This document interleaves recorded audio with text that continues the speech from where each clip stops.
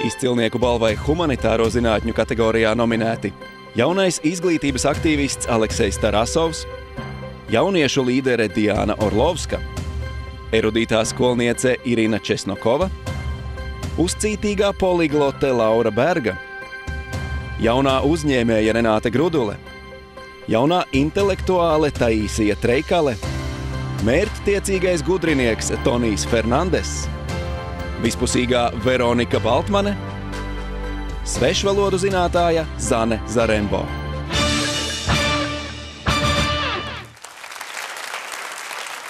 Un žūrijas vērtējums ir?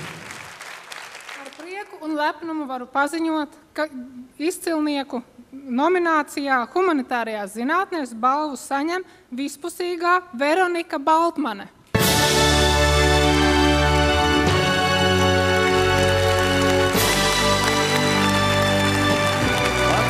Izcilnieku balvu humanitāro zinātņu jomā saņem Veronika Baltmane no Ilūgstes.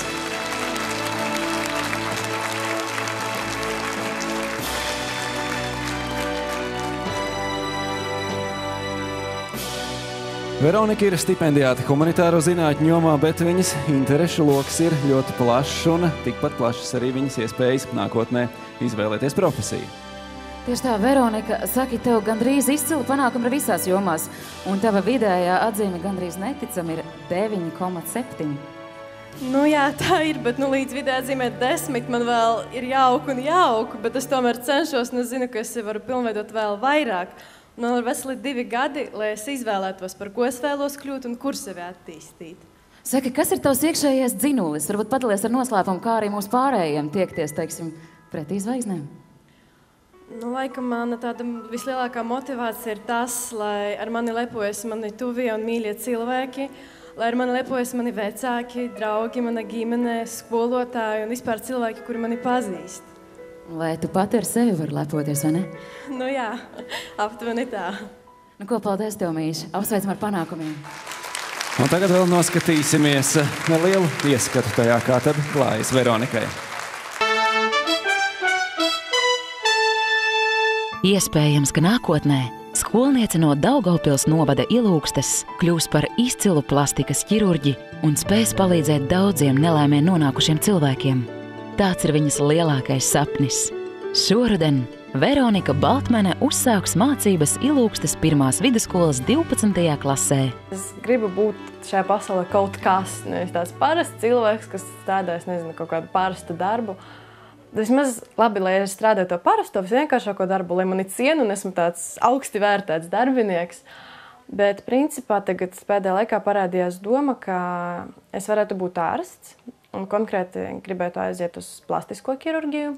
Ne jau par to vienkāršo plastisko ķirurgu, bet tas, kurš reāli palīdz cilvēkiem, kas cietuši nelaimes gadījumos un kuriem ir tas vajadzīgs. Pagājušo mācību gadu Veronika pabeidza ar izcilību. Tieši tāpēc skolotājs pamudināta pieteicās Latvijas izcilnieku stipendiju konkursam. Veronika ir tāds cilvēks, tāda skolniece, kurai gribas, lai viņai būtu sasniegumi itin visur. Tāpēc viņa piestrādā arī eksaktajās zinātnēs, un viņai patīk mākslas, un viņai arī ar sportu aizraujas. Tāda ļoti vispusīga meitene. Es tomēr esmu tā radošā personība, un tad tā es izvēlos to radošo darbu, ko parādīt, kur es varu izpaust savas domas. Humanitārajās es varu izpausties, es varu darīt tā, kā es gribu. Es varu atšķirties no citiem, varu sataisīt citādāku darbu, kas uzreiz izceļās. Bet brīvajā laikā čaklā skolniece spēlē volejbolu, basketbolu, glezno un zīmē un lasa grāmatas. Veronika sapņo, ka reiz iemācīsies šarmantās franču un spāņu valodas. Ja es nopelnītu stipendiju, nelielu daļiņu es atvēlētu tieši tai radošumam, glezniecībai. Es nopirktu tādus labus piedarumus, lai tieši brīvajā laikā varētu ar to nodarboties. Tā būs kā atpūta. Это, конечно, очень радостно и очень большая гордость за ребенка. Но самое большое чувство гордости мы с папой, наверное, мы, наверное, избалованные родители, потому что мы уже с 1 класса привыкли, что она всегда приносит каждый год диплом о хорошем занятии. Но в прошлом году, когда был выпускной, и вот когда там, значит, ее вызывали с этим средним баллом 9,7, и это куча дипломов, Вот тогда я испытала такое чувство гордости за дочку, что это просто вот нельзя передать словами. Vēlreiz, jā, ar sirsnīgiem aplausiem sveicam sirsnīgo meiteni no Ilūgstes, Veroniku Baltmani.